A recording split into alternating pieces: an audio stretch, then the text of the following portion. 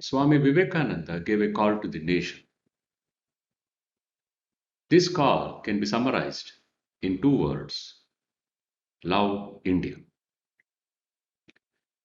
One of the popular descriptions of Swami Vivekananda is as the patriot saint of India.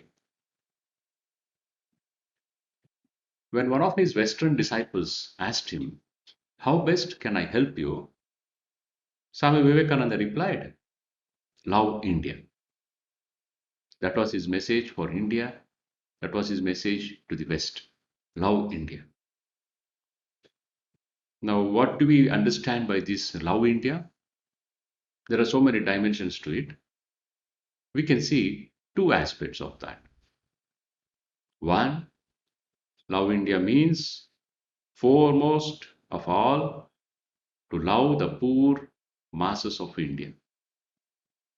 Second, love India means to take pride of the sublime spiritual truths discovered by our rishis, given down to us in the form of scriptures, the Upanishads, the Bhagavad Gita, the Puranas, and the Itihasas, and in the form of the life and message of saints. These two aspects we'll briefly touch now. Love India in the form of the poor, love India in the form of the spiritual treasures. Analyzing the downfall of India, Swami Vivekananda discovered that the main reason was the neglect of the masses, the poor. So Swamiji tells us, until the masses are once again well cared for, well educated, and well fed, no amount of politics or policies will uplift India. We have so many policies, 5-year policy, this and that, but Swamiji says none of it will work until you learn to love the poor masses of India. What does it mean to love? It means to engage with them. First, to know, to open our eyes and see that millions of our fellow countrymen and women and children are suffering. Suffering from poverty, suffering from hunger, suffering from ignorance, suffering from disease. The first step is to see this, understand their plight, and then feel for them. When we start doing this, we will get ideas how to ameliorate their condition. And Swamiji says the best way is first feed them, then give them education. Train them to stand on their own feet. This is loving the masses. What kind of education? Both secular and spiritual. They have to be practical. Swamiji wanted all of us to be both immensely idealistic and immensely practical. In Swamiji's time, millions of Indians died due to starvation across India. This was very painful for Swamiji. As a Parivrajak, he had traveled across India for 3 years. He had moved closely with the poor common masses of India. He was staying with them. He lived with the farmers, the cobbler, the poor man on the street. He slept with them on the street sides. He was also the guest of kings and the big men in society. After seeing all this, Swamiji understood India will rise only when these masses are given back their individuality, their self respect. So, at the end of 1892, in December, when he reached Kanyakumari, Swamiji sat on the last bit of rock there and he went into deep meditation. The object of his meditation was not God, it was how do I uplift my country? And he discovered one answer, which was uplift the poor, the common masses. You cannot go and give religion to empty stomachs. So his plan was let me get some help from the West. He had seen the princes and the kings and he realized under the British rule they were helpless. And also, they did not have much interest, most of them. So he struck upon the plan to go to the West, and there was this opening in the form of the Parliament of Religions held at Chicago in 1893. And his devotees and admirers in Madras, now Chennai, and some other places, they encouraged him, they requested him sincerely to go as a representative of Hinduism. Swamiji saw this as an opening he was looking for to go to the West and share with them the spiritual treasures and in return bring their material wealth. It was this which prompted him to go to the West. He became an instant big personality when he addressed that vast gathering at the Parliament of Religions as Sisters and Brothers of America. Then the big people, the rich people in American society were eager to be his host, and in the course of 4 years of his stay there, he gave a number of classes. He raised some funds, but he understood it was not sufficient to build up the institutions that he wanted, the industry that he wanted for the uplift of the masses. So he organized a monastic organization called Ramakrishna Mutt and Ramakrishna Mission. He gave them the command that they would serve the poor, the downtrodden of India. With that message, he came back to India.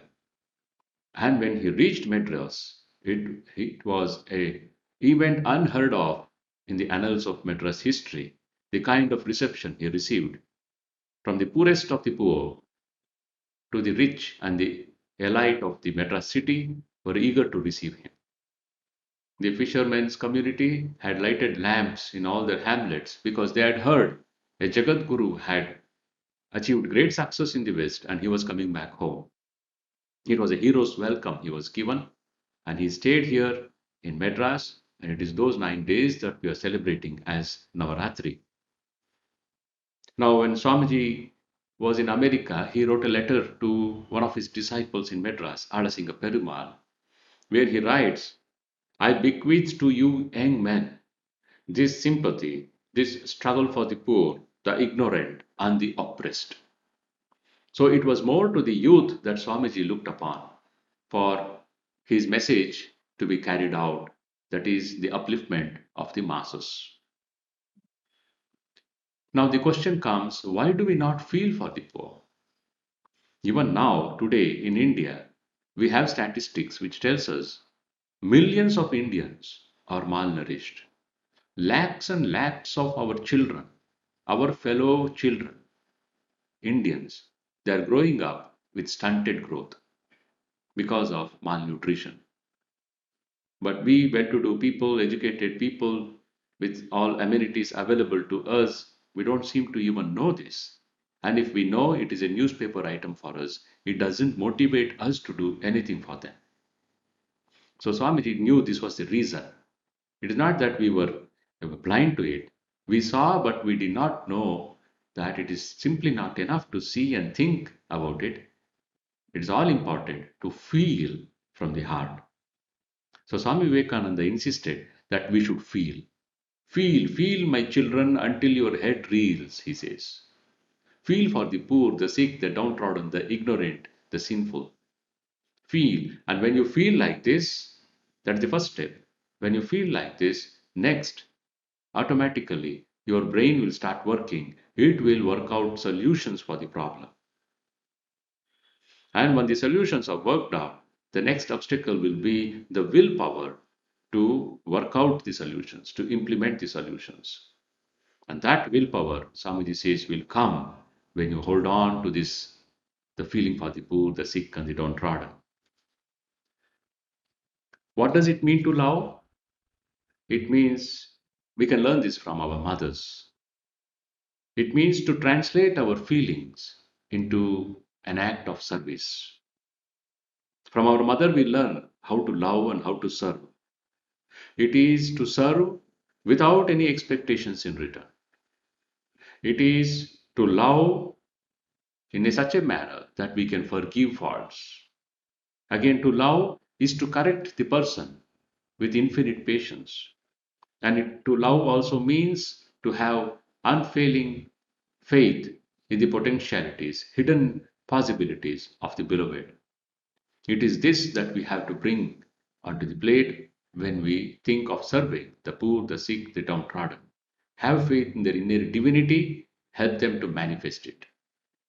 In fact, Swami Vivekananda declares, my ideal indeed can be put into a few words, and that is to preach unto mankind their divinity and how to manifest it in every movement of life. In every movement, physical action, in the action of thoughts, that divinity should be reflected. So, this is the first aspect of Love India.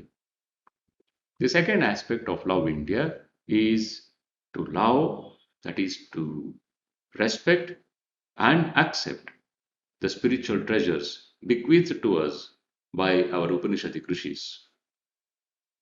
Due to a number of invasions on our land, this message, the grand message of the Upanishads, was lost or was distorted in practice.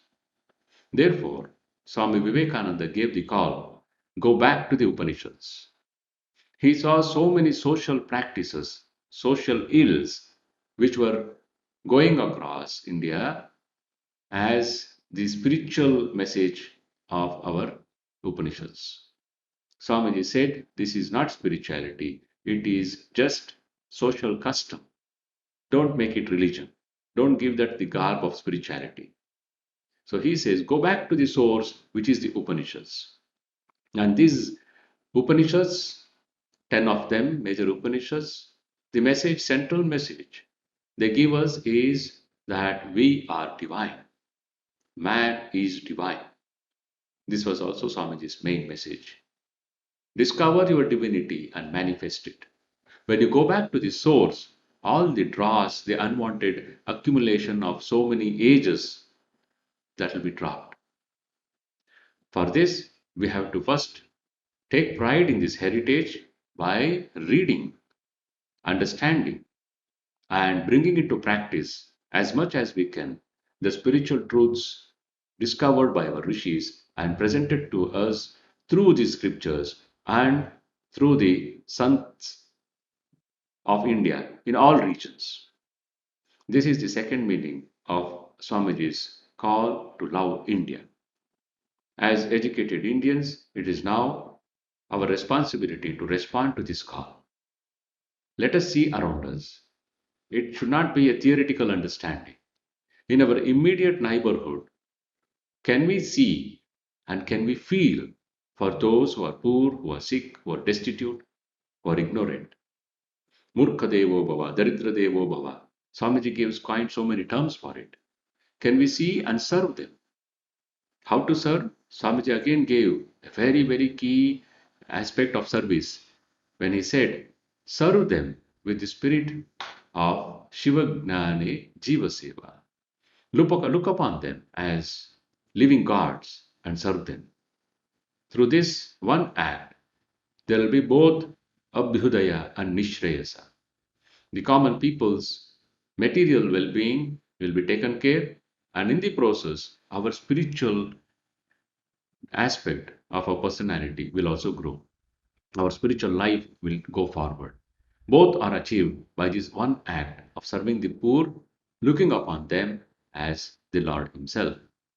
And for this, the background is to understand the great spiritual truths embedded in our scriptures. It should not be limited to a mere study of philosophy. Religion is realization, says Swami Vivekananda. And that realization will be possible only when we practice it. So let us take this resolve on this day when we are very fondly recollecting Swamiji's visit to Chennai, that we will act on his call, feel for the poor, do something for them, feel from your heart, work out solutions, have insurmountable will, a will which can cross across all obstacles to bring into actual practice all that which is necessary to uplift these poor. Then, simultaneously, keep in touch with this source, the eternal religion, Sanatana Dharma, has given us. Discover that, realize those truths in your life. Sri Ramakrishna Arpan.